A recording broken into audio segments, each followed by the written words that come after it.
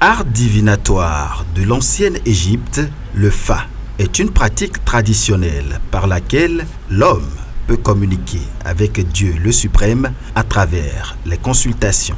Plus qu'une science, le Fa est un guide qui renseigne l'homme sur son passé, son présent et son futur et l'oriente depuis sa naissance jusqu'à sa mort sur comment il doit se comporter pour une vie terrestre réussie et comblée. Selon les prêtres du Fa, il est aussi souvent sollicité pour révéler les situations obscures qui dépassent la dimension humaine et propose des solutions. Le Fa, c'est une pratique divinatoire qui nous permet de tracer le chemin depuis le Dieu le Tout-Puissant, le Créateur, vers nous les humains. Et le Fa permet de connaître trois choses simplement. Ton passé pour revivre dans le présent et ton futur pour ne pas répéter les erreurs que tu as fait dans le passé. Donc le Fa nous guide dans toutes nos actions dans le monde à travers l'univers.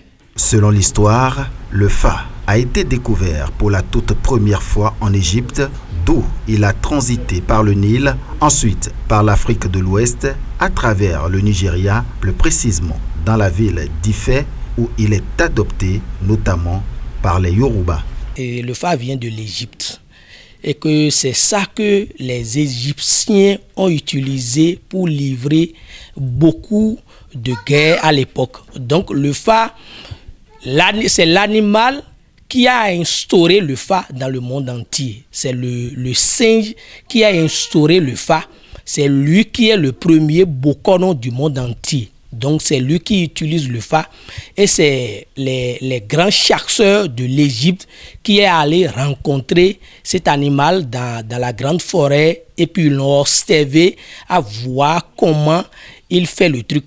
Et comme vous le savez, les chasseurs, eux, ils ont le pouvoir de côtoyer avec les animaux. Ils se sont rapprochés de cet animal-là et ils ont parlé avec lui. Ils ont ramené le singe à la maison et c'est le singe qui a commencé par apprendre le Fa aux humains. Donc le Fa, l'origine du Fa, c'est l'Égypte qui a fait développer le Fa dans le monde entier.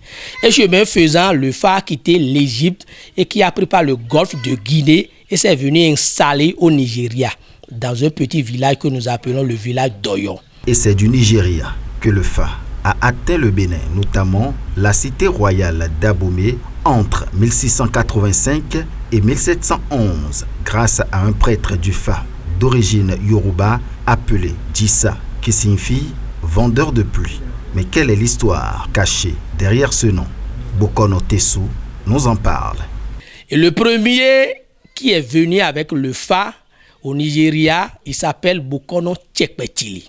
Donc c'est lui qui utilise le Fa au Nigeria. Comme le Fa, lui, ne fait que dire la vérité, et il y a beaucoup de humains qui ne veulent pas la vérité, ils ont commencé par livrer des guerres avec ce Bokono en ce temps. Donc la lutte a été vraiment dure et Tchekpetili a dû quitter le Nigeria et il est venu au Bénin.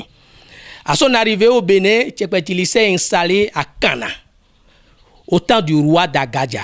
Donc, quand Tchekpetili s'est installé, le royaume de Dahomey en ce temps avait des problèmes parce qu'il y a une tendance qui a fait qu'il n'y avait plus de pluie.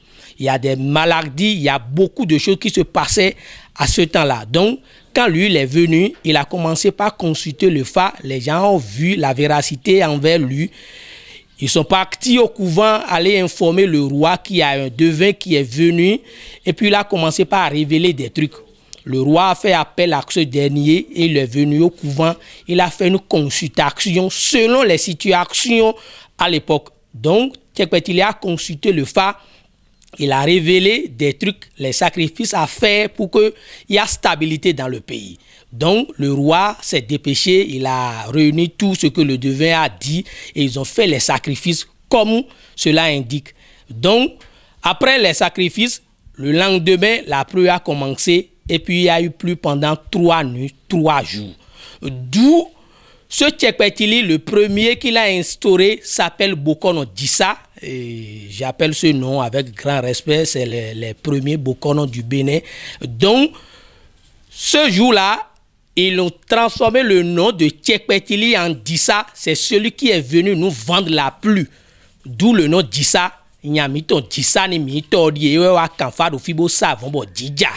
Donc, son nom Tchekpetili est rentré sous et puis le Dissa a pris le dessous. Donc, c'est ça l'arrivée du Fa, et comme ça, les parents, les aïeux ont pratiqué le Fa jusqu'à nos jours. Depuis lors, le Fa a été adopté par les communautés Fon et Yoruba du Bénin. Plus qu'un art, le Fa est un oracle par excellence qui permet aux prêtres de communiquer avec Dieu par le biais des ancêtres et des défunts afin de révéler des visions. Il est recommandé et utilisé dans les différents moments de la vie tels que les maladies, les décès, les naissances, les mariages et à bien d'autres occasions. Oui, le Fa est très important dans la vie de tout être humain parce que il n'y a pas cet être-là qui ne va pas faire de consultation. Si déjà tu fais de rêves, si déjà des choses te paraissent bizarres, si déjà tu as de problèmes, tu es obligé de faire recours à quelque chose. Ce recours-là, c'est le Fa. Donc le Fa est indispensable. C'est pourquoi on dit l'univers, c'est le Fa. Le Fa est universel.